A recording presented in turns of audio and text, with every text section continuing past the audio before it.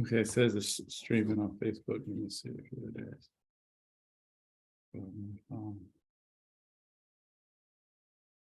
Go to you got your phone nearby? Oh yeah, I got my phone nearby as well. Yeah, see if it's, well. Yeah, check it out and see if it's on there for you. It looks like it is for me. Yeah, it looks like it is as well.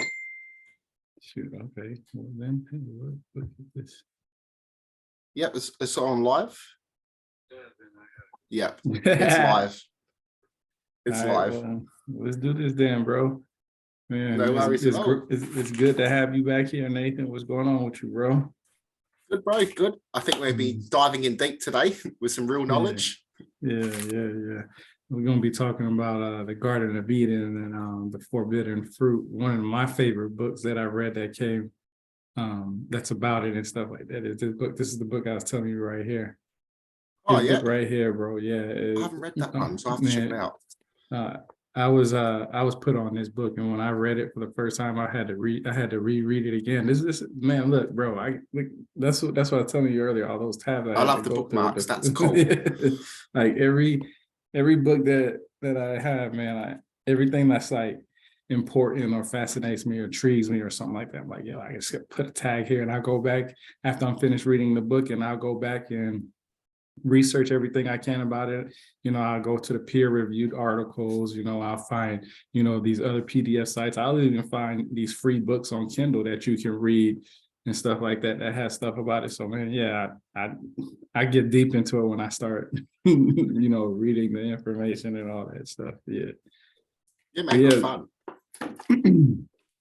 So basically, let's talk about your book first, man. You writing a book and you about to publish it.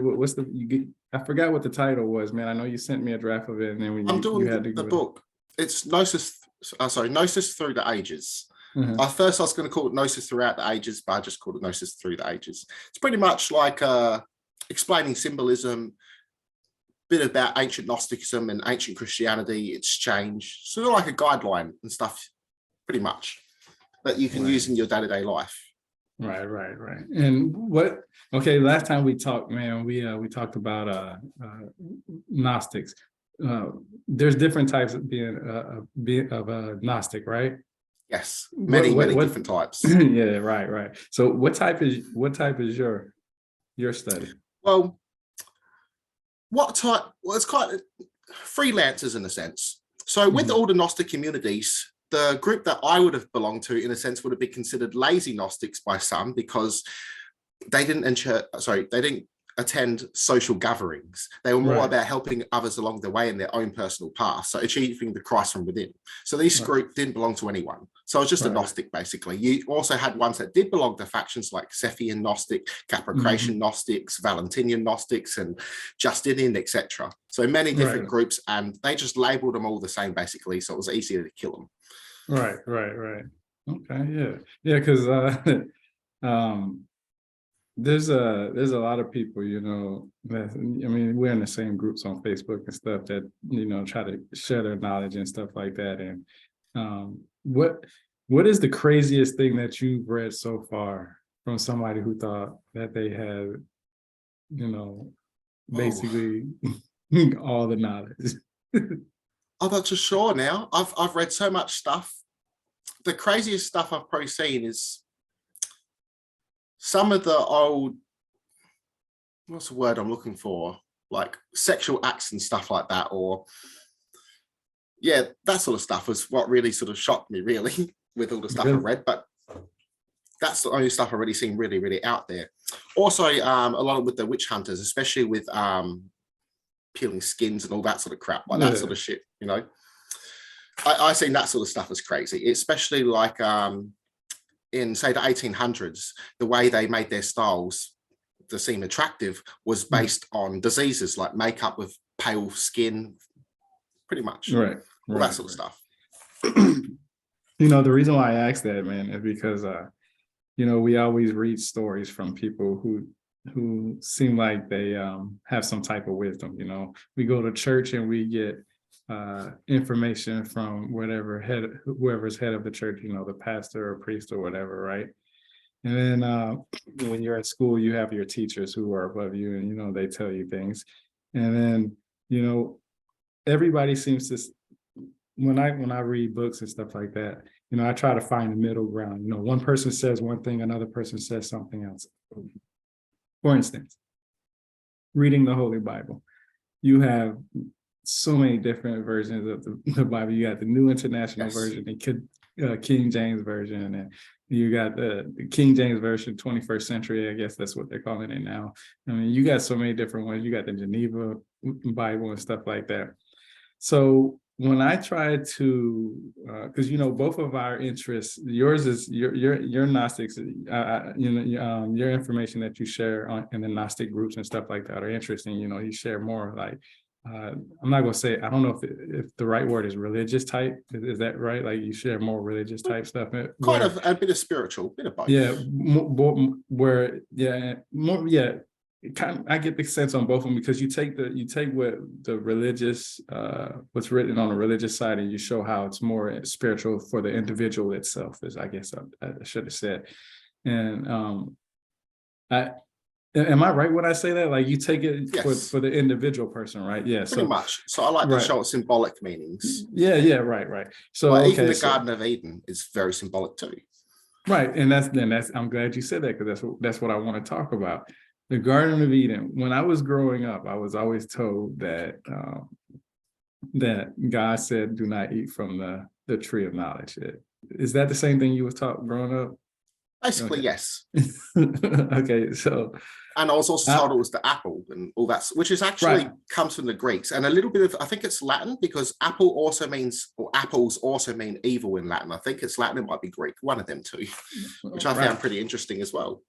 And I'm glad you said that, because the Greeks have the Septuagint is totally different than, well, I'm not gonna say totally different than the Holy Bible, but it's much different than the Holy Bible. It's a lot different. I mean, you can't, like, from what I understand, most people, when they read the Bible, they read it literally word for word, exactly what it says, and that's exactly what, you know, that's it. That's the word. You know what I mean? That's it. There's no questioning anything else about it. So yeah. So in the Septuagint, there's more of a mystery. It's more like you have to. It's almost like code. Almost just like in Hebrew and everything else, it's more like a code. Like it could mean different word more. It's just so confusing. You can't read it for what it is. It's basically that's how I understand it. Well, that's how it was meant to be as well. When it was first written, it was meant to be taken symbolically. It wasn't until about St. Augustine that it was told to be taken literally. So, but not that people back then, some of them did believe it literally, but that was more for the common folk. Yeah, there's always you know, different beliefs. That's what I'm just saying, from what I understand so far, from what I'm reading. You know, I've read the King James Version, I read the New International Version. I have the Hebrew commentary version from Robert Alter. That's pretty good. So I got a sense of what each, you know, version has and says, and it, you know, things are different. I mean, if you read it, like since I started studying and trying to learn and understand ancient Hebrew, bro, I read the Holy Bible, the King James Version, totally different than how I used to read it. Like it's crazy. It's crazy, because I have started reading these books from Jeff Benner, and he's the guy with the ancient Hebrew knowledge, and I've been reading his books and learning, you know, how the words were formed back then, and how, you know, each word can have different meanings for different things, can change up a whole different story depending on which word you decide to choose and pick. And I understand that now. So that's why I don't have any faith in just saying, hey, this is the one and only book, because you can't do that. And I bring that, you know what I'm saying? And I bring that up because we're talking about the Garden of Eden. From your understanding, what was the forbidden fruit, quote unquote, that God did not, you know, what was the knowledge that God did not want humans? Well, there's many different interpretations of that. Some believed it was the magic mushroom, which is how they received the visions. There were also some believed the banana, and also sex was another thing. Also alcohol and death and life. So the knowledge of death, or the knowledge how to make alcohol, or the knowledge how to have sex. In some Christians, well, ancient Christians, and this myth stuck around for centuries, was that, I was going to say, shit. Oh, that Adam and Eve were basically hermaphrodites. Possibly it was just Adam, or Adam and Eve were in one being. And when they've eaten the fruit, they've become separate.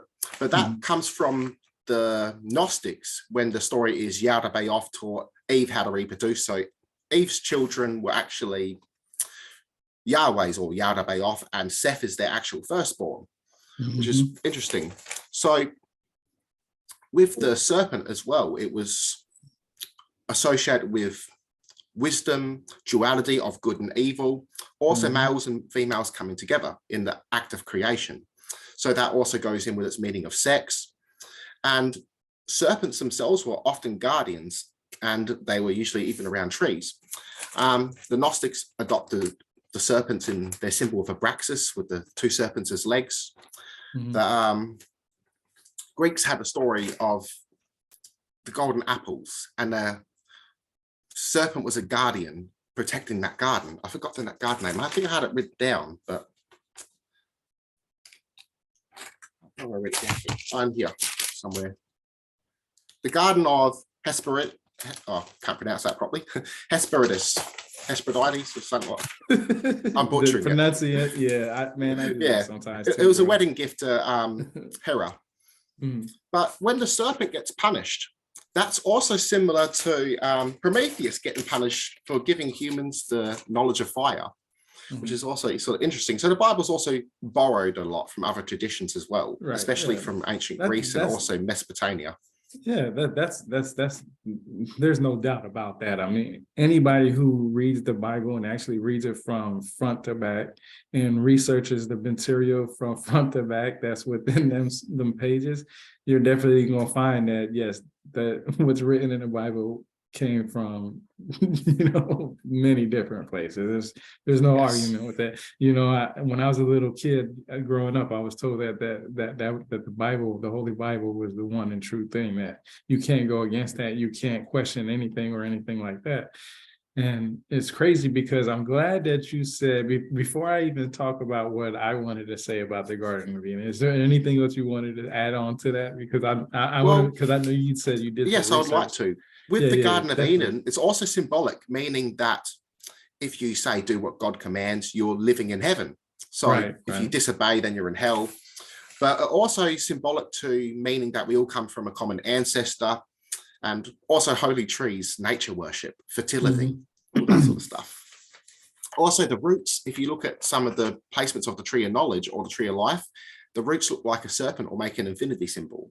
So again, fertility and immortality. Right. Okay, so you ready for mine? No worries. All right. So man, look. So I've been reading this book, right? And it's a very interesting book. It's Anton Park's Eden, okay? And it's basically his interpretations of the Sumerian tablets. The reason why I bring up the Sumerian tablets, because you know me, I'm that one person that goes back to the origins of it all. Right now, to this day, the Sumerians are considered the first civilization. The reason why they're considered the first civilization, there's many different reasons why.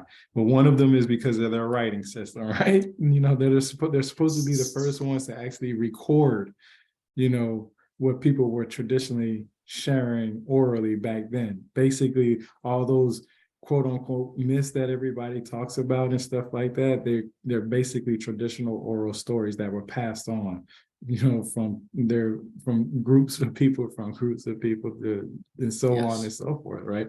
So reading this book right here, Eden, right? And this is what's interesting about this book and this guy. I like to look for people who have credentials, not only credentials, but people who have their sources, okay? It's important for me to be able to read your book, find something interesting, and say, hey, I want to look this up, and I should be able to click it. I should be able to find it online. I should be able to click the link on, I should be able to find the link online and click it and go from there. There are, I don't know, many websites that you can find PDF files of old books and peer review articles and stuff like that. There's so many different ways to get your information. You just have to go out there and look for it. And even if when you find it, you still can't settle for what you just read. You have to read multiple sources. A lot of people like to read something and be like, oh, that sounds good. I like that. Hey, I believe it. Let me jump on the train and ride with everybody else. And I'm just like, okay, but did you find the counter argument? Did you read the counter argument? Did you read somebody's information that says that they disagree with what you just read and compare the notes, you know? That's good to do. Point example, when it comes to the Sumerians, the Anuna or the Anunnaki, everybody credits Zechariah Sitchin with having, you know, all this knowledge and able to share his stuff, right? Hold on. And the Anunnaki comes from the combination of Anu and Enki, isn't it? If I'm right. It comes from Anu. Yeah. But the Supreme Father God, yeah? Yeah. Yeah. But this is the thing. They say the Anunnaki has done everything. But reading this book right here, first of all, you heard about the Igigi, right? The IGI. There, I guess it was the people or the individuals that helped the mind to go, basically, according to. Yeah, I know what you're talking about now. Yes. Okay. Yeah. So when I go to this book, man, right, and let's see, for instance, when we go to, okay, when they talk about the Igigi, we already know that the Anunnaki and Igigi was working with each other and stuff like that, and they're different groups of people and stuff like that.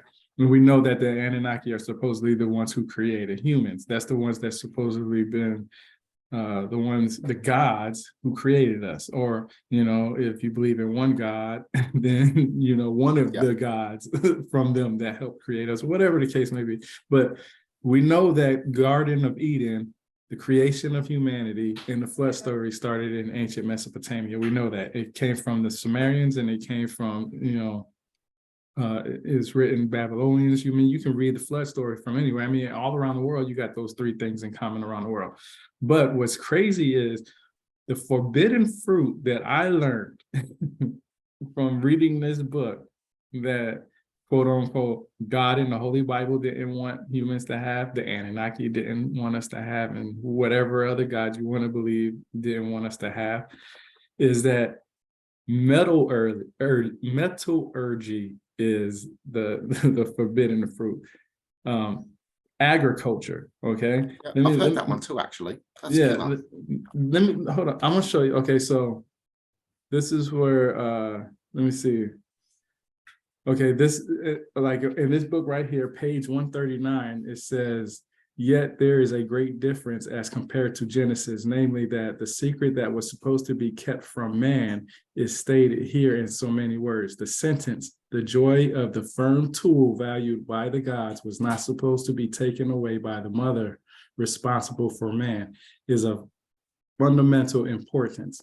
Now, then it goes on and says the Sumerian word gis, I don't know if I'm saying it right, but it's GIS, can mean both tree and tool. So the forbidden fruit, the tree of knowledge, could be actually a tool. Okay. Did you hear what I said? Right. Okay. Yes, it makes a lot of sense, because it means us having independence, and that's what the gods or God was against. They didn't want free thinkers, free thought. Okay. Now check this out. Now, I'm looking to research his material, right? I'm trying to find his material. I'm like, yo, where can I find this? And I'm still looking.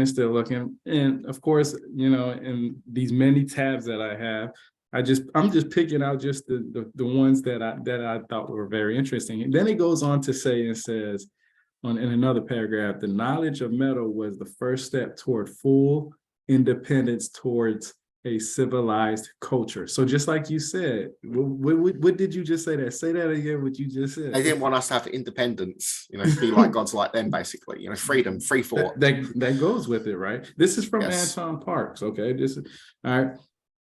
It said it brought with it the knowledge of good and evil, for metal tools permitted man to begin to master his fate and to prosper, symbol of life, but it has also enabled him to kill and wage war, symbol of death. Now, what do you think about that? I'm not done yet, but I want to know what you think about that.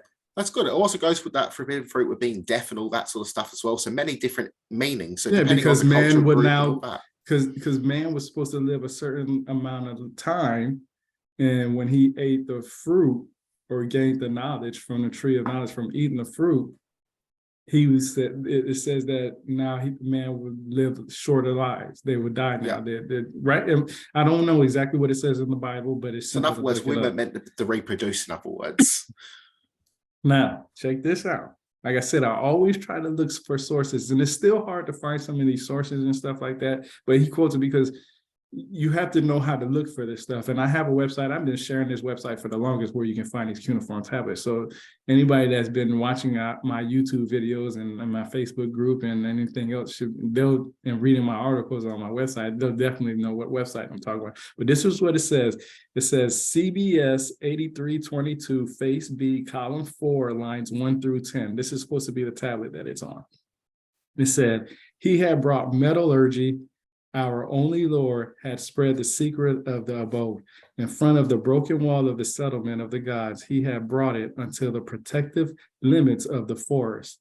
There he had released the secret of metallurgy and the making of the power of the abode, of the grain and dairy products, of the property of the aromatic woods, of the great lofty fortress of Enlil. Now that goes back to Sumerians and Enlil, okay? That's what that's cool, because he was also the storm and earth god pretty much as well, kind of in roles with Yahweh. But that's what it says, bro. Like the Sumerians, and this is what's crazy. Going to church, you hear that it was the tree of knowledge, don't eat the forbidden fruit. It doesn't go into details what it was. There's no details on exactly why God didn't want us to have fruit from the tree of knowledge. Reading this right here, and it says that basically, because it makes sense. How do you get a tree? Well, in some case, how do you get a fruit tree that can feed a group of people? Well, agriculture, right? God has supposedly taken man and placed them in the garden and eating to toil. So what is he toiling? He's toiling all the crops that's there, the plants, the trees, and everything else that provides, a way for a human or whatever to survive in that garden. So learning that it was that there's evidence, okay? Because if we're going to look at the Holy Bible, okay, if we're going to look at Christianity, okay, and say, hey, this is the right information, okay, there's no doubt that this is the right information, this is the word of God, you can't go against it, don't question it, right? Okay, perfect, that's fine. But if that story that's in the Holy Bible comes from this tablet that I said it in, what I say, 8322, I can't remember, but whatever tablet, I said that earlier. If it says in there that that if the Bible is derived from the Sumerians, okay, or some of the information, I should say, then why wouldn't you think or say or teach in your congregation or teach to your people, hey, look, this is what I learned. You know what that forbidden fruit that we weren't supposed to eat? It was supposed to be metallurgy. We weren't supposed to learn how to do agriculture. That's interesting. But telling people, don't eat from the tree of knowledge, I want to know why I can't eat either. And then if I don't know what's good from, if I don't know what's good from evil, then how do I know that I'm doing something against what God? I know God. First of all, when the Bible says no man has ever seen God, well, Adam is supposed to be the first man, and depending on how you want to call who you want to call Eve, it could be either Eve or Lilith, is depending who you want. I'm not even gonna get in there. Basically, Eve is supposed to be with Adam. But okay, if God can walk through the Garden of Eden and Adam and Eve, first of all, can hear him, then that means God is in physical form, and Adam and Eve are the first people to see God. So there's no denying, and that's a contradiction in the Bible, because yes, I just wanted to bring that up real quick. But going back to it, my curiosity of all this stuff, everything that I've done, building my website, building my podcast, reading all these books and stuff like that, all this came from because of my religious background, my upbringing. I was told one thing, I was curious about that one thing and wanted to know more about it, and was told not to dig deep into it. And I couldn't understand why, because I wanted to know. Perfect example, God created humans, right? But in science, they say that humans didn't come from a God.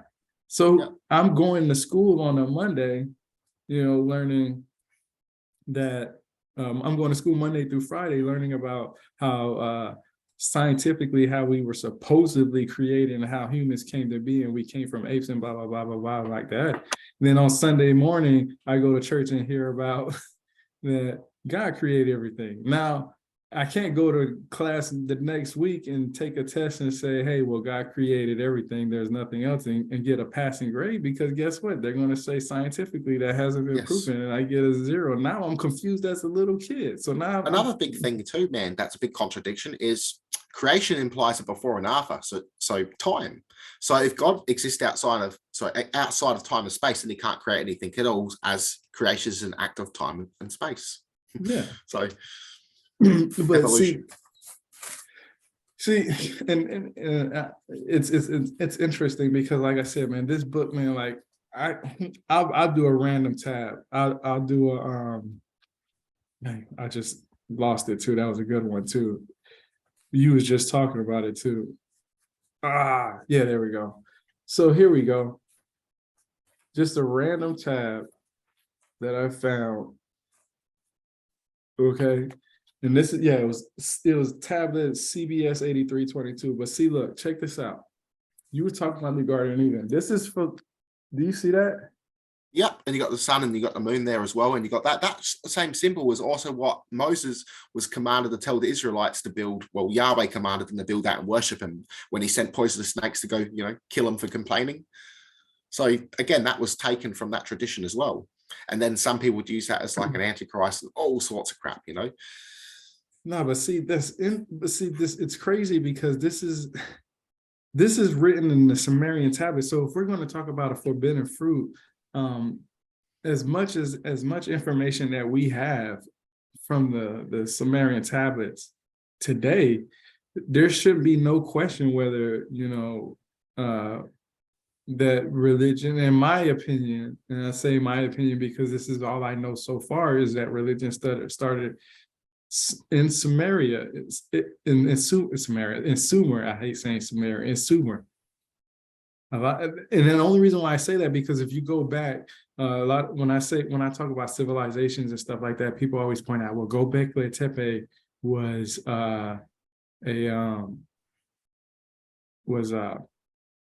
probably a religious site, and that goes back almost, depending on how you want to look at it and what information you want to grab it from, but it can go back almost 18,000 years. And the only reason why I say that the Sumerians were the first to, the Sumerians were the first to record their religion. Religion was created way before that, because of Göbekli Tepe. So I said that, I said that backwards. The Sumerians were the first to record it. See, everybody gives the Sumerians credit for everything because they were the first to record it, but they don't see that there was, recordings of this stuff in the past. Pictographs. I mean, if you look at Göbekli Tepe, it's filled with pictographs. So that's a writing system. Yes. I know a lot of people say the Sumerians have the first writing system, starting with the cuneiform tablets. Well, with the cuneiform tablets, they were using a certain type of wedge form writing system on there. But a lot of people like to say, well, they were also using pictographs on there. No, the pictographs were something different. They might have had them on, clay tablets and stuff like that. Yeah. But for the most part, pictographs is totally different than cuneiform writing. Yes. So where the cuneiform might have actually evolved from, which is quite interesting. It's only a recent study, and it was done by a journalist that was on his free time, and he actually got together and they found out it was right. And the cave paintings, there's little markings there, which those markings represent the breeding times of all the certain animals, whether it was mammoth or gazelle, and that eventually become writing system. So it derived from that. So recording animals in nature and reproduction. The agriculture, it goes back. Look, when learning about the Hebrew Bible and ancient Hebrew and the way that they thought and everything like that, putting everything that I've learned about the Sumerians, the Akkadians, the Babylonians, the Mesoamericans, the Native Americans, the Inuits, the Aboriginal Australians, the Greeks, putting all this stuff together. When you really dig deep into understanding our writing system didn't start because of religion. Nobody was worried about recording what was going on with the gods and stuff like that. All that stuff came much. It was meant to be the mystery. Yeah, it came long time ago.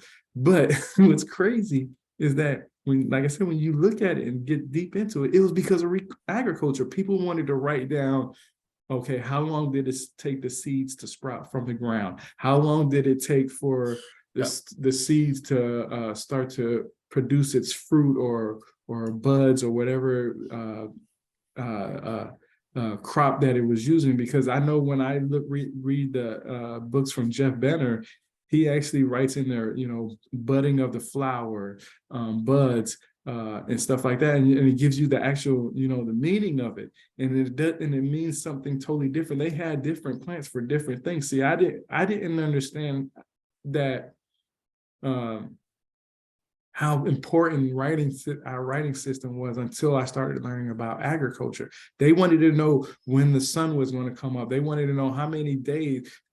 Think about it. How many days in between? It's easy to count 1, 2. You got 10. Most people have 10 fingers, 10 toes. It's easy to wonder. Okay, how many times does it take the moon to line up in the exact same direction every month, or how long is it going to be? How long do we have the sun for this time period so we can grow these types of crops? Because different crops grow in different time periods. And then you got to understand when should we start storing our crops, for the winter and stuff like that. So you have to write that down. Everything has to be written down. We have these many bundles of wheat, here, and by the end of the winter season, we had this many because of rats and locusts and whatever infestation they had. So it was important to write all this stuff down because of agriculture. Writing started because it was our survival. We needed to record what was going on. Then we needed entertainment. And that's when, the traditional oral stories that we had around the campfires and stuff like that turned into people started getting told and started getting written down by the people that heard them many times. Somebody was like, hey, I like this story. Maybe we should write this down, because when you read the Bible, it is written by what? Most people who were educated. Exactly. The ones who are writing it, it wasn't by the farmers. I'm glad you caught that, because a lot of people don't understand it.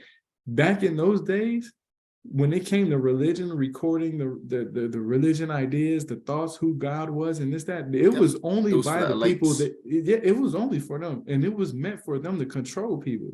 People don't understand. That's why I say, when you read the Bible and you understand and you start researching it and getting deep into it, you start to learn that, hey, okay, Church of Nicaea, what was it, 325 AD, I think it was? I can't remember. The Council of Nicaea, 325 AD, that's the one. See, that started the whole, hey, Christianity is going to be what it is. This is what we're going to make it to be. This is the rules, regulations, and format. This is our bylaws. This is what you're going to live by. This is what you're going to do.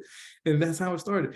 Not for nothing, I think religion can be a beautiful thing if people didn't fight each other over their religion. People fighting over, it becomes a point where, okay, my God's better than your God. My God says destroy this God. Now I got to go destroy you. And you're like, okay, you're fighting for somebody that's not fighting for you. Also interesting, Tyrone, it was the similarity between some of the Sumerian philosophers and the Greek philosophers. They believed or had a theory that some of their oral traditions and myths and religion were actually myths, tales of their old kings, which is quite interesting. I was going to actually say that before you said that. And the other thing that I've learned is every god was based on somehow, some way was based on either a man or a woman in physical form. When there's no point Also pointing elements. or elements, yeah. Because prime example, one of my things that I put on my article a while back, even before I even read this book, this is crazy. I just thought about this. I just remembered it, man. Let me see. Oh man. Let me see if I can bring it up real quick. Oh no, I don't want to mess anything up, so I ain't gonna do it. But anyway, I have a thing on my website, right? And it says it's the first representation of a god is the sun. And you know what? We in line. I don't think we're gonna mess up anything. So let me see. And this is before I wrote the article on or before I read the book Anton Parks Eden. I wrote this because I was very fascinated about learning you know, the idea of agriculture and how the first thing, every god basically is, there's a sun god basically, right? And Mother Earth as well. Right, yeah, exactly. Earth was always known as a feminine representation, right? There's no doubt about that. And going back to the forbidden fruit and stuff like that, I wrote this article. Let me see. I'm about to pull it up right now. No, it's not a. Yeah, here we go. Can you see that? Oh yeah, now I can. Yeah, see, so I wrote this one right on my website. The first representation of a son of a god, right? The sun, right? And this is on my website. And of course, I do my little introduction and stuff like that. But I wrote this because with this article, I love the Egypt bit as well. I can add something to that as well. And with their sun god, with Ra, that was an earlier aspect of Ra that was seen as both masculine and femme. So they seen the sun as both qualities, which is awesome. Exactly. And when I write my articles, I learn this stuff from, like I said, the proof is right here. My tabs are right here. I'll tab it up. And and I'll have another little book, like I got a little notebook right here that I have, and I got notebooks everywhere. I'll put in there like ancient Egypt, and I'll write sun god, and I'll write, once I read something personally that says something about a sun god, I will put his name there. Okay, and I'll write 1, 2, 3, 4, 5 next to it to tell you how many sources I got it from, because you can't label every single source. Okay, that's impossible, man. Like, I know for a fact it's hard to name every single source. Not just because it's hard to name it. It's hard to verify each and every source. See, it's a lot easier today to do it than it was back then, because you can go on to any peer review article and read, a 10-page article, peer review article that talks about how the Egyptian god Ra was considered a sun god. Once I read so much of the same information, it's no longer an opinion. It's based on many different studies, Yes. So I put them on my little articles. And so I wrote, about the sun gods and stuff right here. I mean, you can see it.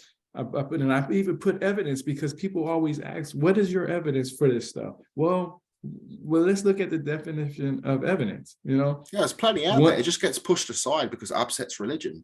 Exactly. But one of the definitions is signs or indication of something. Okay, that doesn't say that it's true or false. It just says signs or indications of something. So somebody somewhere looked at a hieroglyph somewhere or a Sumerian tablet somewhere and said, hey, I know exactly what it says, and got so many people to agree with them, whether it's right or wrong, because it's been proven that some people have mistranslated a whole boatload of yes. stuff and found out to be a fraud 20, 30 years later. But people still follow that fraud individual's information, and it I've just noticed cracks that me as up. well. So I always say, when somebody says, what is my evidence? I says, hey, well, look, this is the books that I've read. Okay. Every book that I own, every article that I've written, everything I've said, I've been able to find it somewhere in one of those books. Whether I believe it or not, I don't know. I'm not a translator. I can't translate none of that stuff. I don't know how to translate none of that stuff. I'm taking the information that the people say they can do it and say it. For example, a lot of people would say that Zechariah Sitchin was able to translate Sumerian tablets. Well, ever since it's been widely known to be able to look for this, be able to look at the tablets and learn the stuff yourself. And a lot of people have came up to the conclusion that some of the stuff he exaggerated on. Now, did he purposely exaggerate? Nobody knows for sure unless he told somebody, you know what I'm saying? You can only make it an assumption. But I know today, from my research, I can tell what was possibly exaggerated and what he had right. And there's certain ways to find that. Like I said, there's so many easy ways. Like, man, when it comes to the Sumerian tablets, I even have the book. This is one of my favorite websites. I'm gonna bring it up. You see this right here? Yep. This is one of my favorite websites when it comes to anything Sumerian. So, I always talk about the Sumerian because, like I said, when you trace religion, when you trace the myths and stuff, you can trace it all to the Sumerians, one way or another, or the Akkadians. The Sumerians and Akkadians are like neck and neck. Then you got Another the good thing Ubadians as well, Tyrone, very sorry to cut you off, is when you mentioned about going back to Samaria, when you go back even further, which really That's what I helps was to look gonna at Samaria, it goes to the cave paintings because you But see a that's lot what- of the same symbols.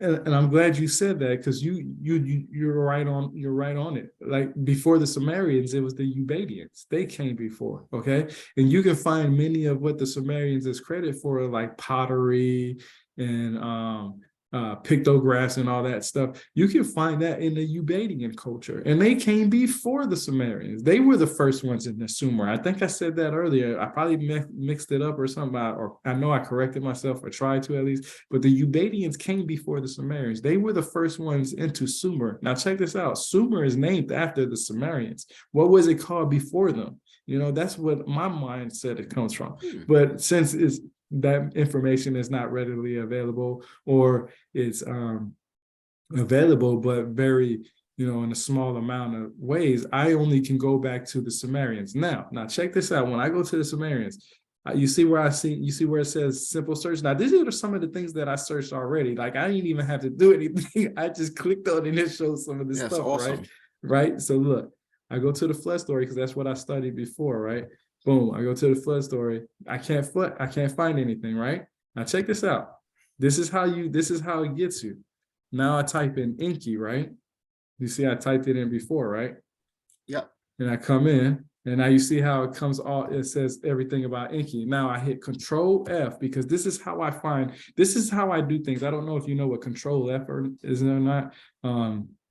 But just for people who's listening, Control F is basically a way for you to search any word that's on any page that you have. So that, say, like, you've read something that's like 300 pages, right? This works for PDF files and all kinds of stuff. It just depends on the program that you're using it on, right? If you hit Control F, I type in flood, right? Boom. Do you see what popped up? Did you see what happened? More. Yeah. It actually came up. So I liked it too. Yeah, and it's highlighted too. So when you Control F something, it takes you to exactly the first one. So do you see on the top? I don't know if it's on your screen or not, but it's on my screen. Do you see where it says flood 1/15 on the top right-hand corner of the screen? Because I only see one where it's highlighted on top of the screen. No, You I don't do see not. nothing? Okay, so when you hit Control F, a little box is going to come up on the top right-hand side of your screen, or sometimes it's going to come on the left, depending on how your computer's set up. It basically a pop-up thing is going to come up, right? And I typed in flood in that box, right? Yeah, I So see when that I box thing up there. Actually, oh never you mind. I just seen oh it. yeah, Yeah. you see it now? I was Okay, so looking on the yeah. wrong side. Okay, so I typed in flood. You see where it says 1 out of 15. So now this is where Yeah. it talks about, look, okay, here's another flood. Okay, doesn't say anything. Now here we go. I want to show you something. What is this? This is from Oxford University, bro. This is not this is not a Awesome. website that's you know that's just made up. This is from Oxford is Yeah. awesome.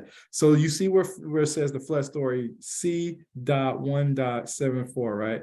It says, Yeah. after Anne, Enlil, Enki, and Ninher saga have fashioned the black-headed people, they also made the animals multiply everywhere and made herds of four-legged animals exist on the plains as is befitting. Then it says approximately 32 lines missing. Now, those 32 lines missing is probably information that was found in later texts and implemented into future documents. But then you get over here, and it also says right under it, right below it, like immediately below it says flood story, and then it goes into detail, and then it also talks about how a flood will sweep over the ... in all of the ... a decision that the seed of mankind is to be destroyed and has been made. Okay, now does that not sound like what's written in the Holy Bible? Basically, yes. Exactly. So So this is the Sumerian stuff. And like I said, when I use this website, the crazy thing is I tell people, hey, this is where I get my information from. I even have the book. Like I said, I have the book in my library. And that's funny I say that. I got a library, but but like you can't go in here and type in flood because it won't. Let's see. Oh yeah, it will work that way. So if I typed in flood story, it didn't work that time. So you can't type flood story because even though it's called the flood story, you have to type in just flood. And then it brings you. But you remember how we was talking about Anu, right? In the Sumerians, I believe they call him An. But you can't just type in An because you're going to see a whole bunch of, oh crap, you're going to see a whole bunch of An. So what you got to do is because see, I try to put people on game so they can, I try to put people on game so they not mess that up. Also heard throughout the different eras of the Sumerian culture, there was like 3,600 gods as well. I found that pretty interesting. Then it's crazy that there's a lot because this whole thing, like right here, I just brought it up right here. Like, so you see how it says royal name, divine name, divine name, divine name, and stuff like that. These are all people, right? But see, and here he is. Yep. And you got to click on you click on that, and then it brings you up these little things, and it like the tablets. It gives you the transliteration of it, and then you can read. Oh, wrong one. Shoot, how do I get rid of this thing that's on top of my screen? Okay, there we go. So let me see this. Pick on TR. So see, yeah. It gives you a little. No, I was just about to mention her as well, and her name is also Sin, and I think that's where the Jewish tradition took Sin off of, from that name. Oh, really? Yeah, that's my little theory. She was also a moon goddess, but yeah, her name is also known as Sin as well, which I found pretty interesting. Right here. Yeah, right here. Swin. Yeah, and also SIN, it's like sin. So it comes from that word. Yeah. Pretty interesting, eh? Goes back to Mesopotamia, as you mentioned. It's like the yellow brick road. Yeah, but see, listen, this is the information I get. This is how I find my information. This is where I read my stuff at. Like, I'll go here, like I said, bro, like, let me show you something. Matter of fact, we talked about the Anuna, right? So if you Yeah. type that in, right, and you go, oh shoot, I think it's gonna, I forgot to take out this box. Here we go. So this is all the stuff about the Anuna right here. Everything that's supposedly 155 paragraphs of the Anuna. And it talks about all their stuff. Like you can read it. Like I said, I have the book. So I've read all this stuff. Like this is the basics. This is, the bread and butter. You can't have the bread and the butter. There's also a serpent in the story as well. Doesn't Gilgamesh fight a serpent? No, he fights, well, depending on what you want to look at it as, he just fights creatures. Like he fights lions, he fought a bull. Like a dragon or something? Some people will call it that. I've read some people said that he fought a griffin, but and the tales are all over the place. One thing that I have learned about the story of Gilgamesh, and that I also have this too. I believe his name is Andrew George. I think that's the one who wrote the book. Let me make sure, because I don't want to say the wrong information. So let me see. I think it's Andrew George. I'm pretty sure that's who it was.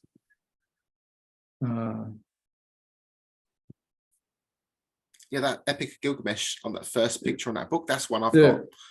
got. Okay. My This bookshelf. one?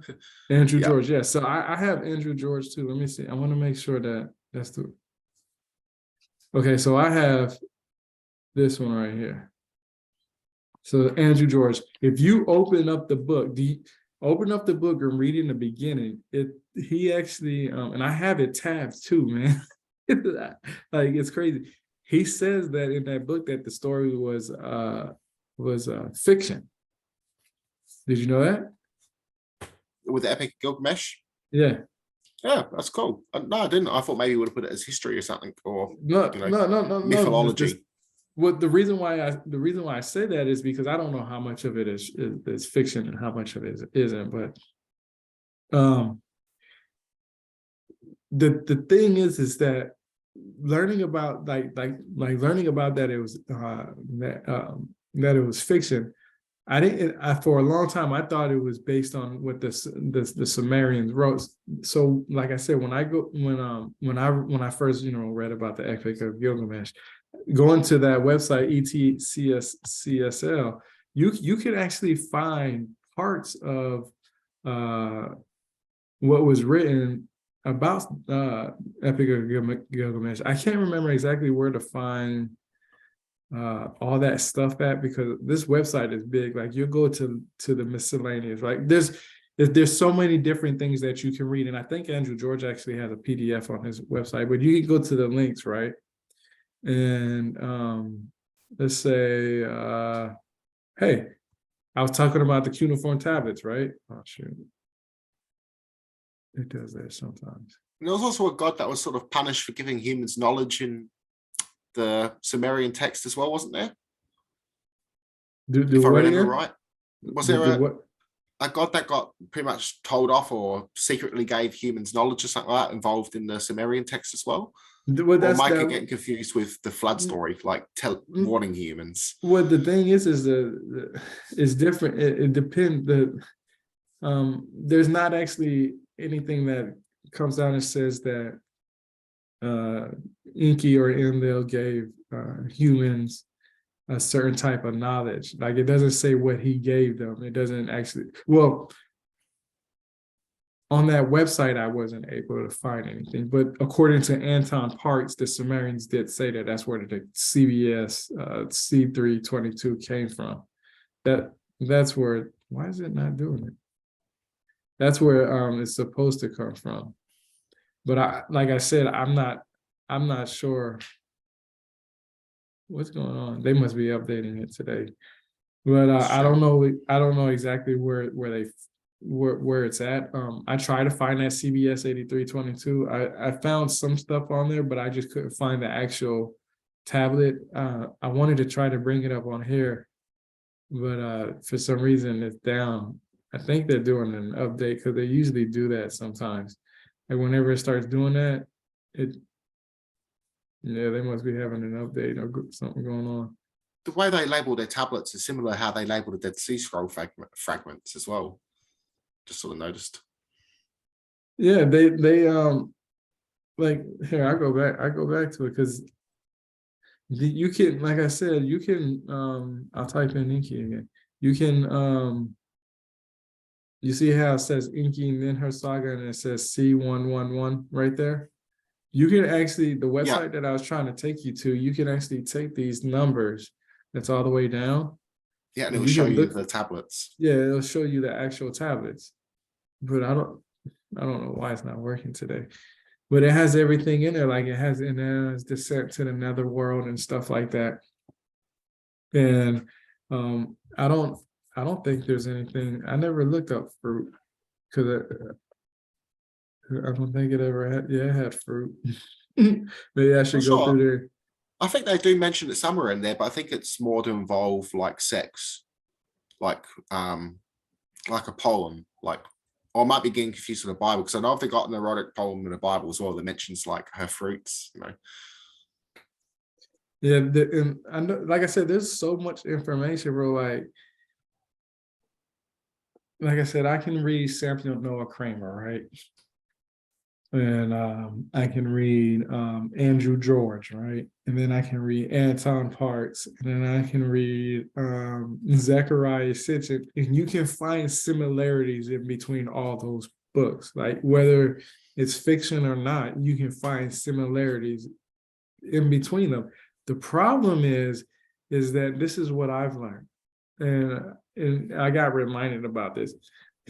The other day, there's this archaeologist that shared something on Facebook, and it was about humans. And basically, what he was saying was the possibility could have been Neanderthals. He actually said it was Neanderthals, and then he put in like parentheses, or possibly different species. And then he goes into talking about how intelligent these Neanderthals were for doing this and blah, blah, blah, blah, blah. And to me, I'm gonna be honest with you. I have a problem when people do that because when he put Neanderthals, he put it in capitalized letters and he made sure that he expressed that this is who they are. But then he put in parentheses, possibly others. Okay. When people do things like that to me, they're giving their opinion and they're not going off of facts. The facts is something happened. He presented the facts. If something happened that intrigued his mind and he researched it and blah, blah, blah. And then he found, like I said, an article or a piece of evidence that he probably did himself, or a piece of evidence that somebody else gave him, or whatever the case may be. He found a piece of evidence that made him feel comfortable enough to say, hey, it's Neanderthals. Capitalized, know that it's Neanderthals, but maybe in the back of my mind, I don't want to be wrong because I don't want nobody to say that I was wrong and I miscalculated something, or whatever. It was possibly others. You're putting something higher than something else when you do things like that. To me personally, because for example, religion. I'm told that when I was growing up that my religion was the only religion. If I believed anything else, that I was going to go to hell, and I was going to have a shitty ass afterlife. Very traumatic. Right. And as a kid, okay. And like I said, I can go to church on a Sunday and learn that God created everything, and go to school on Monday morning, learn that scientifically this is how the universe came to be, whether it's right or wrong, whether it can be proven or not, because it's a theory or whatever the case may be. But my passing grade for that class depends how I answer that question. And I can't answer that question and say, well, God created everything, because guess what? Scientifically, they're not going to accept that. So I'm stuck in a rut now. Now I can sit here and defy the rules and be like, well, I'm just going to take a zero and everything else, and I don't care because God's going to look out for me. But mentally, that's not how things work. And physically, you can't survive like that, because you got to eat, you got to move around, you got to do something. So when I read the Bible and when I see these quotes and I hear family members talk about how great God is and stuff like this, it always runs, and I don't do it intentionally. It's just because I know so much now, and I don't understand how people can represent one God. I have this book, man, that I shared.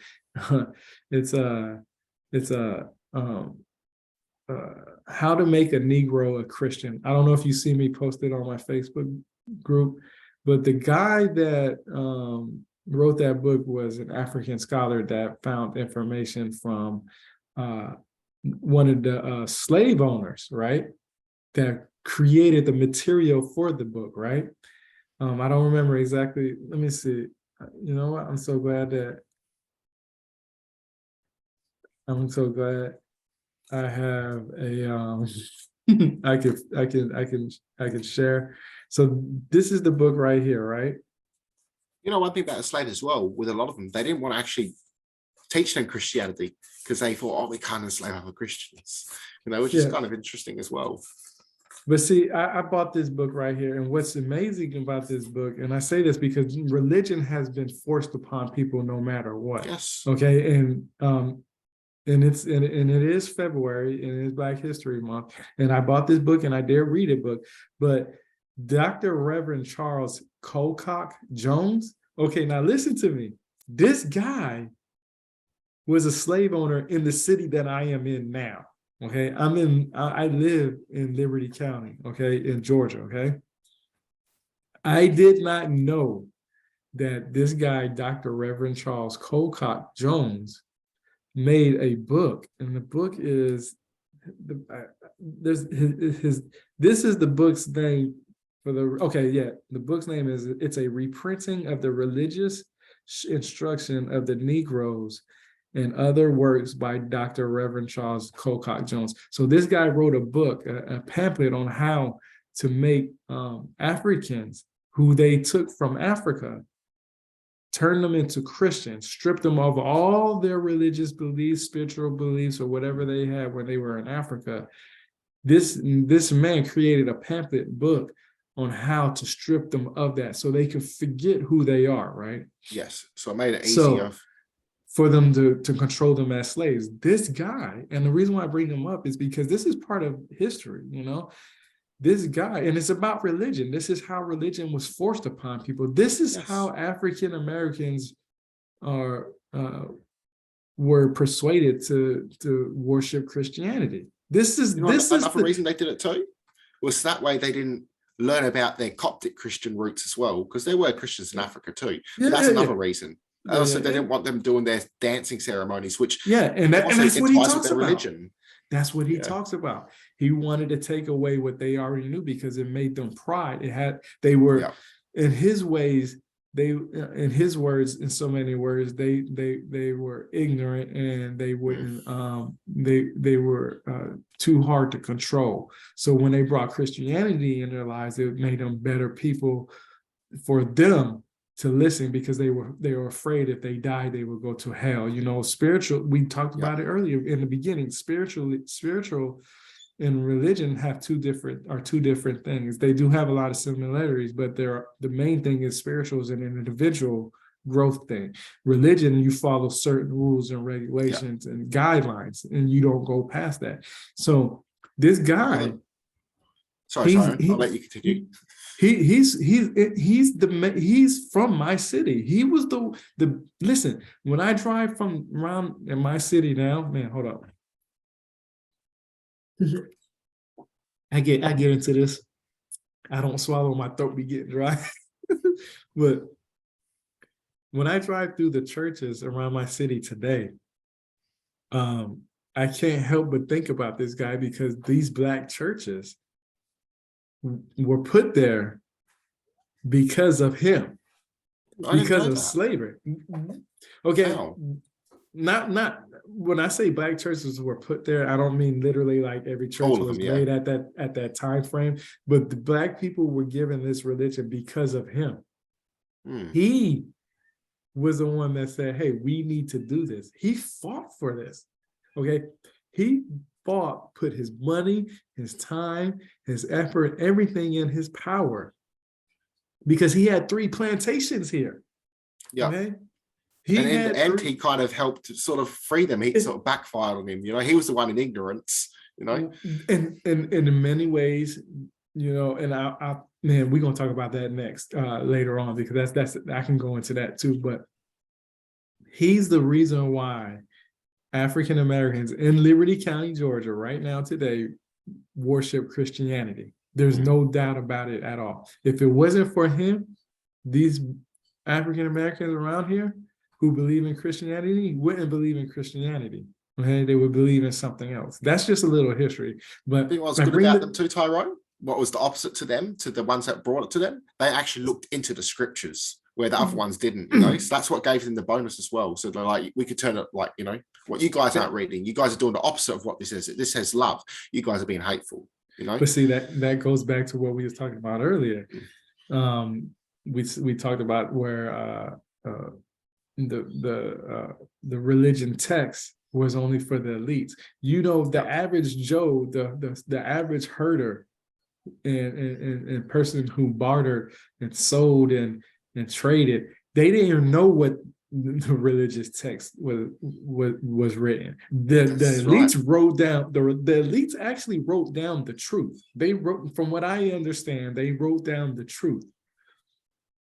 They just started to destroy the truth little by little in masses when people started learning to read.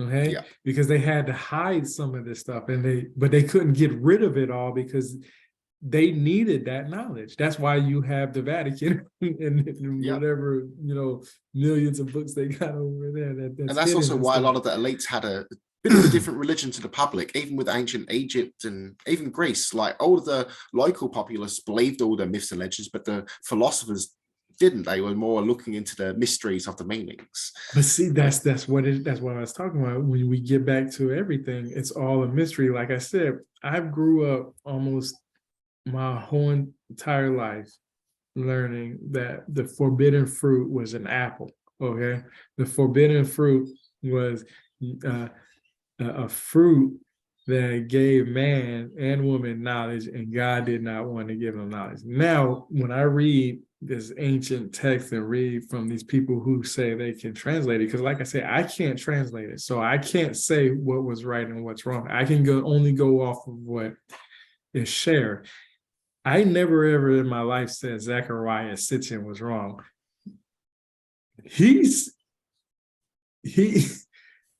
Hold on, let me rephrase this. I never said that Zechariah Sitchin didn't know what he was talking about. I said he was wrong because of what I found researching his material. Almost messed that up. When he said that the Anunnaki came from a planet named Nibiru and related Nibiru possibly as heaven, because he likes to correlate religion with ancient aliens. And in a lot of cases, what I'm starting to see is that a lot of people who follow Zechariah Sitchin, that's just a new religion being started to me, because they take everything that's written in the Holy Bible and implement it into an ancient alien theory, which is nothing wrong with that, because I can see the correlations with that. I mean, Nibiru is outside of Earth, and heaven is supposed to be outside of Earth, according to what's written in the Holy Bible. But when I learned that God in the Holy Bible was walking in the Garden of Eden, and Adam and Eve heard him walking, and they went to hide behind the bush because they realized they was naked. I realized then that God could have possibly been just a regular man or possibly a woman, just depending on how you read the information, male or a dragon. Or a dragon, or a dragon. I mean, there's so many. I was scared. Yeah, but the point is that if I'm reading the Bible and it's telling me that, because when I read the Bible, I picture what I'm reading. Like I literally picture it like a movie. You know what I mean? So when it says in the Bible, that Adam and Eve heard God walking through the Garden of Eden, looking for them, it made me wonder. First of all, why would God want to keep Adam and Eve naked? Yeah. Was he was always identified as in a robe? He was always whenever he he is identified in a physical form of any type of religion, he has a robe on of some sort. Okay. Why would God want to keep Adam and Eve naked? You know, what would be so wrong to know that you're naked? You know what I mean? That just didn't understand. That I just didn't understand that.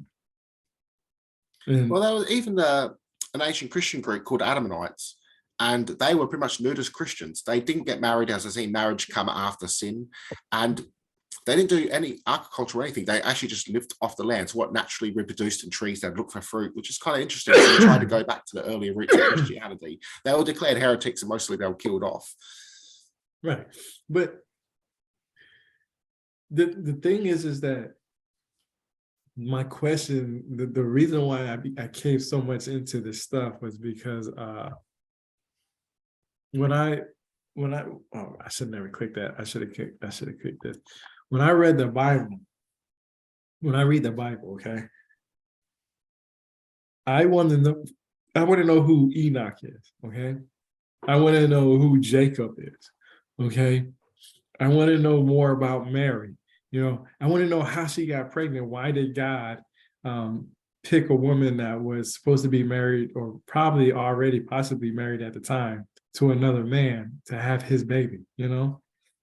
I think there's some stories that Jesus was half Jewish and half Samnite, or Samaritan, sorry, my bad, half Samaritan. And that goes into with that Roman soldier theory that his name was Yeshua ben Betara. Then the Jews record him as Yeshua ben, son of Joseph, which is now Joseph. The letter J didn't exist back then. But when you go to Mary Magdalene, in some traditions it is said that she was a temple priestess for the goddess Ishtar. So everything's been blended in a sense, with a bit of everything. No, that's an old picture. Yeah. I wrote this article last year. Oh, this year actually, May 16th. Yeah. You know, it's crazy that there is a lot of different ideas and theories out there, but what's important to me is understanding all the information. Like, I know like I said, when I read the Bible, I read it differently now than I read it before, because things change. The ancient Hebrew is totally different than what's written in the King James Version. And when you read what's in the King, and not only that, a lot of people, what's so crazy is a lot of Christians, they don't even care about the Old Testament. They care more about the New Testament more than anything. And I'm just like, I don't understand that. The New Testament, if I was to read the New Testament and then have no idea what the Old Testament was, I'd have looked like I'd have thought Jesus was a very a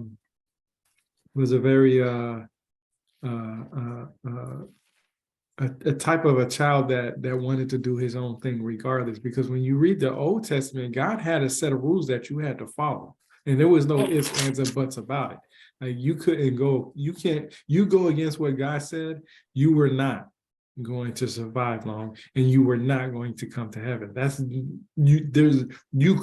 was so many different things that God told man that he couldn't do, that man does today without even caring, because they don't believe in the Old Testament. Well, the first Christian Bible, New Testament, by Marcion, had no Old Testament, and he was a Gnostic. So that's because they didn't worship this God. And if you read in John, I forgot what part in John, but Jesus goes up to the Pharisees that were worshiping Yahweh. He goes, yes, you worship your father, who was a devil. He was a liar and murderer since the beginning.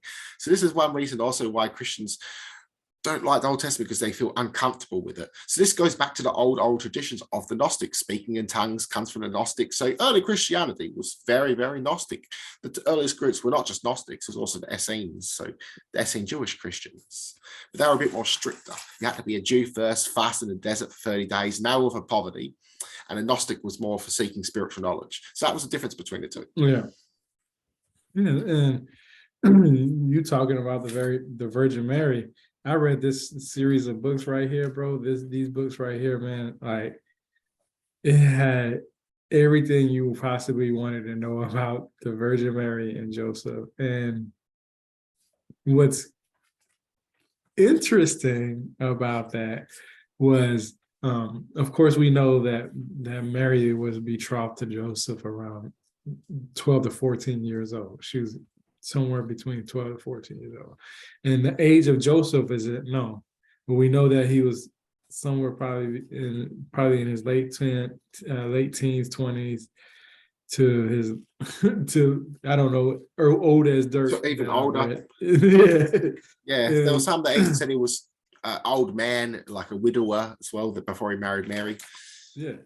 So, but what I found interesting about that is, like I said, my interest in all this stuff, wanting to learn about these gods, wanting to learn about religion, wanting to know about my ancestors and where I came from, where how religion started, how did the universe start? I wanted to learn all this stuff because of my religious upbringing.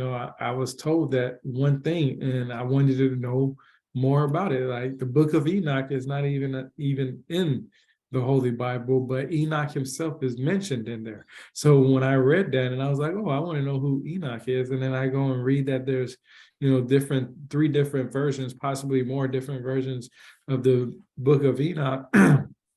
I get told, well, I'm going to hell if I go read that. Why? Why would I go to hell for one, wanting to know who Enoch is? There are that's the craziest thing. I'm telling you, these are the type of things I was told growing up. Like I was supposed to.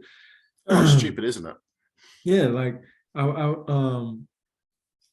let's see, what was some things that's in the Bible that was another thing that tripped me out in the Bible. The the part where the two daughters got their dad drunk to get him pregnant, to get themselves pregnant. I was like, yo, and the people that came from that birth it's just amazing how people was thinking about that. And when you think about it and you wonder, like, why? That's some of the craziest shit I've read. Yeah, like you read it and you're like, and you bring that up in discussions and people say, oh, don't worry about that. That's the Old Testament. We don't think about that no more. We don't talk about that, but we'll talk about the New Testament. Let's talk about Jesus. And I'm just like, but this is what's still happening today. Yeah. This is still happening. I think Judges, but there's a scene in there that these angels come to town and they're in the Babylonian square, I believe it is.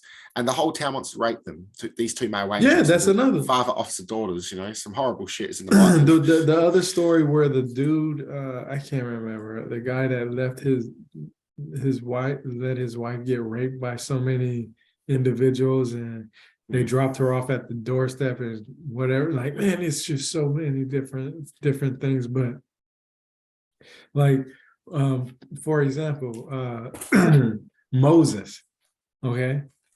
Prime example, Moses is supposed to lead his people out of Egypt, right? That's what's written in the Holy Bible, right?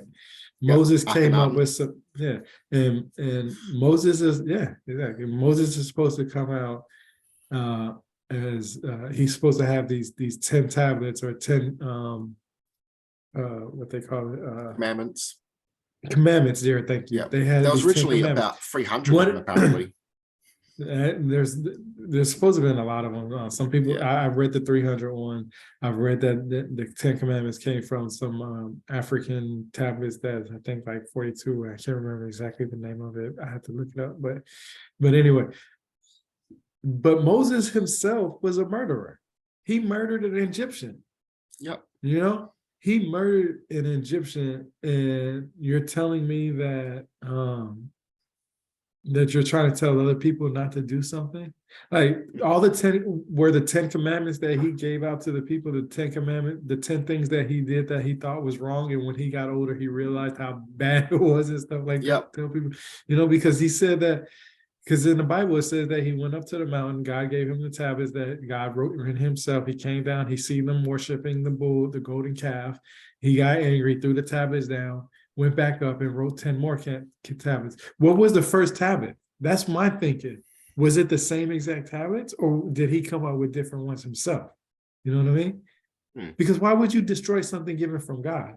You already pissed him off by murdering somebody in the first place, because one of the 10 commandments is thou shalt not murder. You and Moses, you murdered an Egyptian, so you already broke one of the commandments. Are you not held accountable for that before me because you didn't know? Well, why is Adam and Eve held accountable for what they didn't know by eating the fruit of knowledge? That's right. And also punished with childbirth pains. That's horrible, you know? Yeah.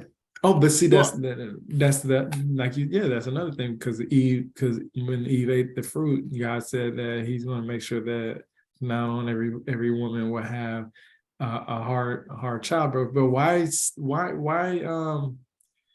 would God? And this is how I'm thinking as a little kid when I'm hearing these things in church. I'm thinking, like, when I hear the pastor or whoever is saying it, I say, hey, well, that don't make sense to me, because guess what? Why would God, want to what's the word? Be a dick or harm others, especially children. There you go. Why would God want to? God, man, what's that freaking word? What's the word I'm looking for? Why would he want to punish others that didn't do anything? You know what I mean? For 3 generations, like the children. No, but see, in the Bible it says that a man's sin is supposed to be his sin only. In so many words, like your sin is your sin and my sin is my sin. But then God gets mad and says, well, because Eve ate the fruit, I'm going to go ahead and make all the women have hard births. Why would you do that? I'm not saying, I know a lot of people who's probably going to be listening to this and be like, oh, you're questioning God. But I'm thinking about this when I'm a little kid. So now that I'm a grown man and an adult, and I can think for myself and get into the reading it, it's just some of this stuff just doesn't make sense. So that's why I wondered, like, where did the origins come from? Where does it say if somebody's telling me that the Bible is derived from the Sumerians, Egyptians, and Mesoamericans, and blah, blah, blah, blah, blah, then I'm going to read all these people's information, and I'm going to come up to my own idea of what I understand from that. And that's why I like having conversations like with you about it, because I like to do comparative studies. Like earlier, you told me your idea about what you thought about the Garden of Eden and what you learned and stuff. And I told you my idea, and we came to a comparative study that possibly, more than likely, the forbidden fruit was agriculture. You can't not learning agriculture. The only way to eat a type of fruit or grain or something is agriculture, unless it grows in the wild. But even then, you still got to maintain it from pests and stuff like that. Which includes agriculture. Have you ever heard of the Rebula Gospels? The Rebula Gospels. I think that's everything else. They've got lots of artwork in there. They've got it's from the 6th century. They had artwork of Mary Magdalene in there as well. But they've also got it's one of the earliest paintings of Jesus' crucifixion is in there. So it's an old Bible, basically. So I'm thinking about looking it down and see if I can get a hold of it myself. But yeah, from the 6th century. So very old. Another thing I don't want you to know about. Have you ever visited this website right here? Oh no, I don't think so. It's got a whole bunch of stuff though, eh?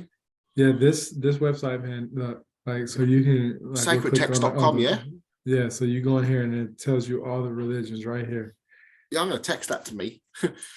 Look. Or actually, I'll just take a picture of it on my phone. Can you go back up to the top, Tyrone? Sacred text. I got a shot of it. No, but check this out. Look. These are the sacred texts, bro. Like, look at it. Look how long this is. Like, bro, this is long. Like, all this right here. That's killer. But this is what I do on my free time, bro. Like, I just read. Like, what I do, this is what I do. And so we go to the home, right? So what I started to do is I go to the first one, and I go through all these every now and then and just read everything that I can.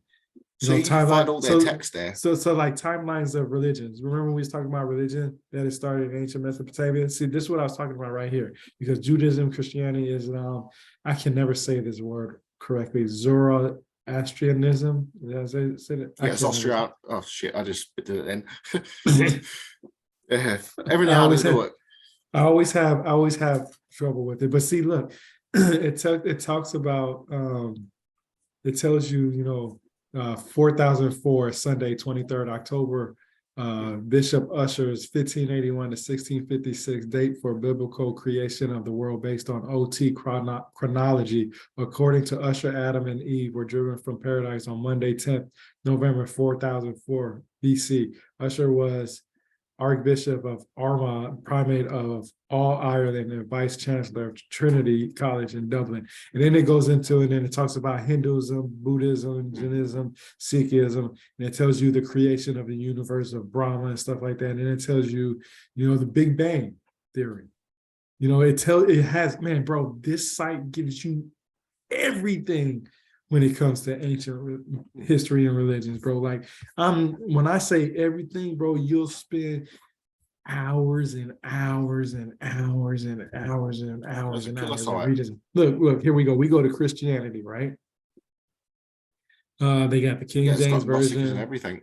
Yeah, you see what I'm saying? Yeah, it's killer. Hold on. 1920. Here we go to the first one, 1901. And oh, that's all they have? Let's see. Look, introduction. Click on it. Boom. Just read your stuff over and over and over. Bro, I'm telling you. This is why when people try to come at me and try to tell me I don't know what I'm talking about, bro, I give them this shit. Like, I give them the books that I've read, the tabs, everything. Like, okay, look, evil. We was talking about evil earlier, right? Then it goes, The History of the Devil, 1900 by Paul Carus. So it tells you who you can research this person. So let me show you. This is how I do my things, bro. Let me see. So I come over here. Boom. And I'm pretty sure this is the guy right here. So you just type in the name and you just look for him. So say like yeah, see, there you go. The History of the Devil right there. See? And then look, yeah, it's on Forgotten Books. That's a good one right there. Forbidden Books is a really good one. But see, look right here. Journals, U Chicago Education. So you come over here and you click on that, The History of the Devil and the Evil of the Earliest Times to Present Day Paul. George S. Goodspeed. So he talks about look, The History of the Devil and the Idea of Evil from the Earliest Times to Present. And that's how you find that stuff. See, I'm telling you, bro, I find my stuff. Like, I'm telling you, this is how I find my things. Like I can go in here. This sort of stuff has even influenced like animes and all that stuff, like the idea of evil. They use that in Berserk. The idea of evil is actually God in the Berserk world, which is pretty interesting. You should check it out, man. It's cool. Yeah, I definitely will. And you were talking about symbolism earlier too, right? Yeah, it's got everything. I'm definitely going to check this site out. It's killer. This is amazing. Look at this. I'm telling you, look, the Gnostics and their remains, Charles William King. Yeah, that's killer. Hold on. Here we go. Look. 1887. That's awesome. This can save me some money as well, looking it up. Man, cool. Bro, let me look at this. Look at all this stuff that's just on here, bro. All this stuff. Let me see. Let me show you something. I think you can probably put these on PDF. You know what you can do too? You can take all this right here, right? Copy and paste it. Yeah, highlight it, copy and paste it, send it to your email. Do you have a Kindle? No, not Kindle, but I've got my email. Bro, buy you a Kindle, bro. You can copy, paste that, put that on there, and you can put it on your Kindle and you can read it like a book. I have a Kindle. You could even print it out at the library if you wanted to. Print it. Bro, you're going to be printing a lot. Yeah, I did that with the Mandaean text because they actually wanted anywhere between $100 to $500 for it. But that's hardcore, $500 for a book, just because their language is not very well known, you know. So that's why it costs so much. What is that it? was the Ginza Rabba. That was. So that's the Mandaeans. So they're kind of like a Gnostic group. They're a Gnostic group. So I might come up in here. Mandaeism. Oh, look, they even added stuff right here. No, they don't have it. Mandaeism. But they even one reason I keep messing up the Zostrians, or whatever the word is because I read the Gnostic text Zostrianos. Ever since then, I keep messing up their words. Now, look, you know how I always like to talk about aliens because a lot of because people are very interested in this stuff, right? Well, they give you even stuff on there. Look, like they got all kinds of stuff from. And this is where I get my information from. Like I just read, like sometimes I just get bored, man, to the point where like if I'm sitting somewhere waiting somewhere for a while and I'm getting anxious, my anxiety's going up or whatever the case may be, blah blah blah. You know, I'll pull up this website and just read different things. I know a lot of people like to talk about the Native Americans and stuff like that too. So I go in there and they got a lot of stuff on the Aztecs and all that stuff too. So. Yeah, Aztecs are pretty interesting. I just gotta cut the door, it seems. Oh no, you good. You're fine. No, they got a lot of stuff. Like they got a lot of stuff, and they got the when you click on Native Americans, they got the Aztecs, California, Cherokee, Hopi. I know a lot of people like to talk about the Hopi and stuff like that. And you can just go right here and read everything about the Hopi right here that you want. And it's a lot of stuff, bro. Like what I like to do, like I said, this is what I like to do when I write my articles or do my podcast or YouTube or whatever the case may be. I always try to look for sources everywhere. I just don't pick one source that's comfortable. I pick many sources. And not only do I read and check the sources, I also research the person, the author, because if an author is a jackass in real life, they're going to put it in their book too. I mean, it's just going to be what it is. They're going to, and there's no way of denying it, you know, because there's no reason to be a jackass in the first place. So I like to look for different things, and I know a lot of people, for some reason, don't. They get stuck with what they believe in and what they're comfortable with. And they just keep it, and then that's it. They don't care about nothing else. They don't. Like, I even like to discuss stuff that will contradict my way of thinking. It's great to do it, you know, because then it's how you develop yourself. Yeah, you get better information, and everything becomes wiser to you and stuff like that. And you get to put pieces together, and most importantly, you get to understand everybody's argument. For example, going back to let's say the Sumerians, because everything that I talk about is the Sumerians, or the Egyptians or whatever. But going back to the Sumerians, when I have a conversation about the Sumerians, the first person, everybody that I have a conversation with brings up Zechariah Sitchin, and then I tell people, you know, I'll ask them. I say, well, can you tell me what cuneiform tablet says that the Anunnaki came from a different planet? They won't be able to tell me anything. They just say, well, Zechariah Sitchin has it. Well, I know where the idea come from because he talks about it all the time, because I followed his work and I still follow his work, because it's good to understand everybody's perspective and stuff like that. But it's because of cylinder seal VA243. Cylinder seal VA243 is that big old cylinder seal that he's always holding in his pictures that marks I guess what he calls the 12 planets. So that's where the idea is. He believes that's the only evidence that he has presented as, you know, 12 planets and stuff like that. But, you know, going back to him, you know, reading his book, this right here, the 12th planet. Oh, shoot, I put 12. Well, planets were a big deal in the old days because they also believed that the planets influenced our emotions and all that sort of stuff, you know? Yeah, right. But what I'm saying and the is seasons that, too. Okay, you know what? I'm glad I got this up. I keep forgetting about this because I'm EA SEAL 243. This is the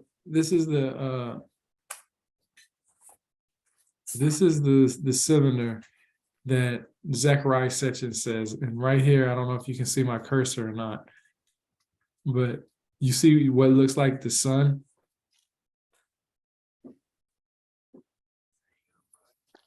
Okay, yeah. So yeah.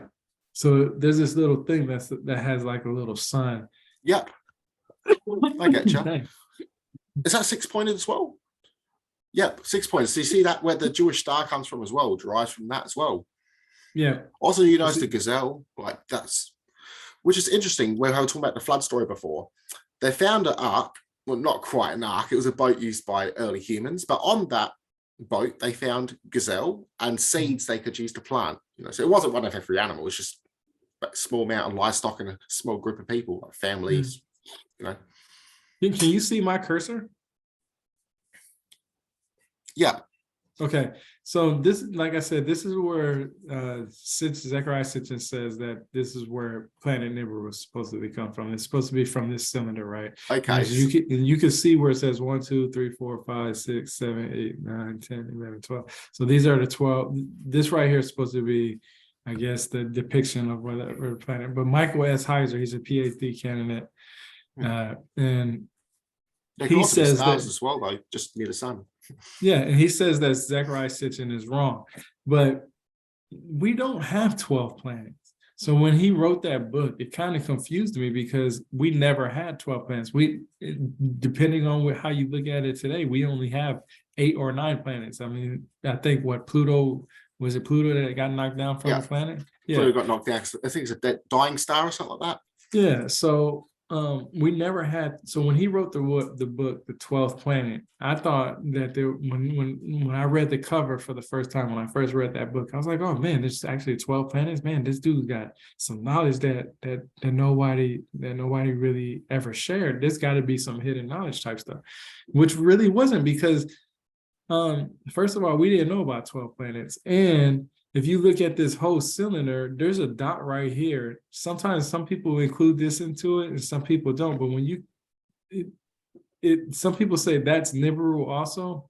I don't know. It's just so confusing what people say, what's Nibiru and what's not, because the Sumerian tablets, I have the ETCSL. When you go, like I said, bro, I go back to my sources, because Sitchin says that he writes, he can read it, he can read cuneiforms and stuff like that. So I go in here and I type in Nibru, because the Sumerians knew Nibiru as Nibru, and you can read everything in here, and nothing in here indicates that it's a planet.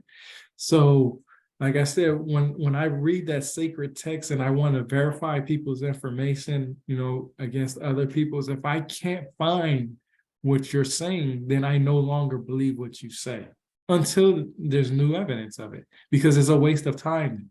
If you tell me that that these guys came from a planet and you use these sources and whatever, but you can't present those sources to me, there's no way of me being able to look for this information, then I have to go with what I found, because I don't like to reiterate what somebody else say. I don't like to carry the torch of somebody that said something, that did something bad. You know what I'm saying? Like, if he's telling me there's a planet Nibiru, but I'm looking at the actual sources, and in some cases he actually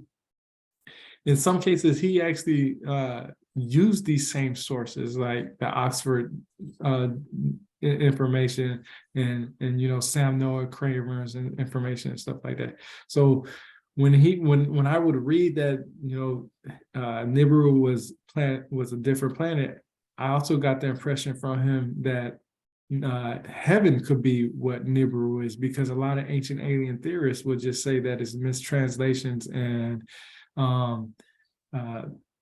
that it was actually the Anunnaki and not just one God. But we know that the Bible now is derived from many different cultures and religions. So it just makes me wonder, you know, when I look for this information, I have to be able to find your sources, You know, I have to be able to find your sources, because if I can't, then I can't believe you. And there's no Well, I also reason for think me. as well, Tyrone, you know how there's all families and children of gods. I think a lot of that also comes from the use of ancestor worship. And it's Yeah, being remembered, you know. reinvent it. Yeah, and it's not that, like, I'm not trying to say that I need a point example, astral projection. I practice astral projection. Okay. There's no way that I can prove that I do that. There's no way that I can prove that I actually get to astral project or anything like that, right? But I can tell you ways on how to do it and how to achieve it.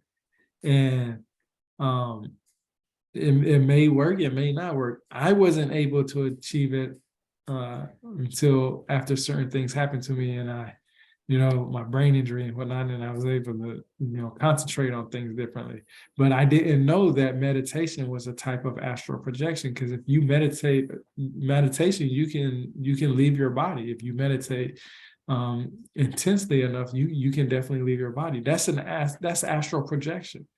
And there's no way that I can prove that to somebody else, but I can give you evidence of how it's done. I can give you guidelines and tests, or not tests, ways on how to achieve it and stuff like that. And you may or may not be able to believe it. And if you can't achieve it, you won't believe me. And that's fine. That's perfectly Well, fine. our ancestors believed through meditation we could travel through the realms or travel through heaven, stuff like that. Contact the angels, divine ones. So magic back then was pretty much affirmations, divine chants with affirmations. See,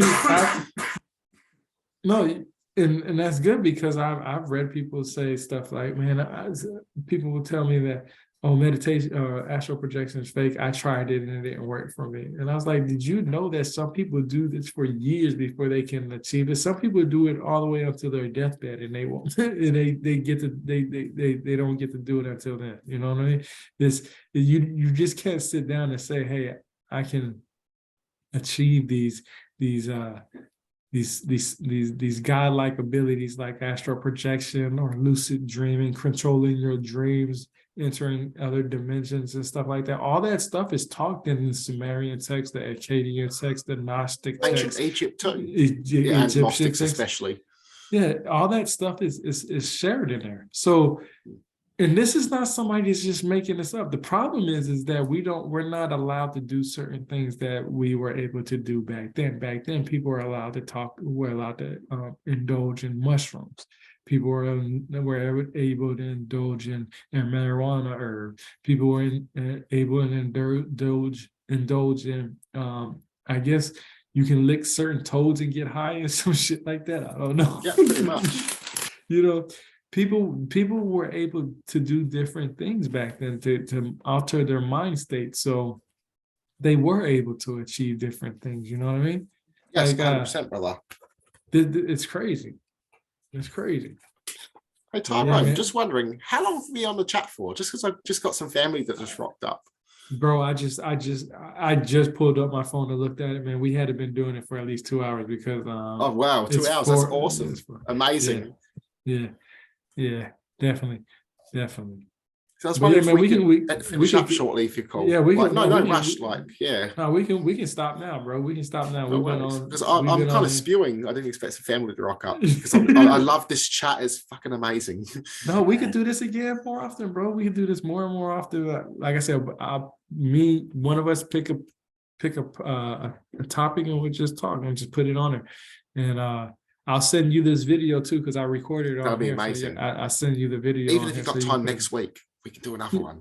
Oops, man, we can do this a lot, bro. We can do this a lot because I just decided that I'm not sleeping at night. I won't go to sleep for another 6 hours, bro. It's 4:10 in the morning.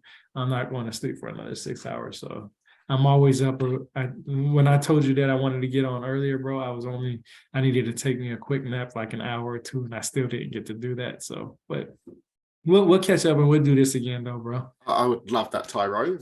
That'd be amazing. Peace and love, Tyrone. Thank you heaps for that. I enjoyed this chat. Much love everyone that watched this. It's beautiful. Oh yeah. Peace and love, Tyrone. All right, man. Take it easy, bro.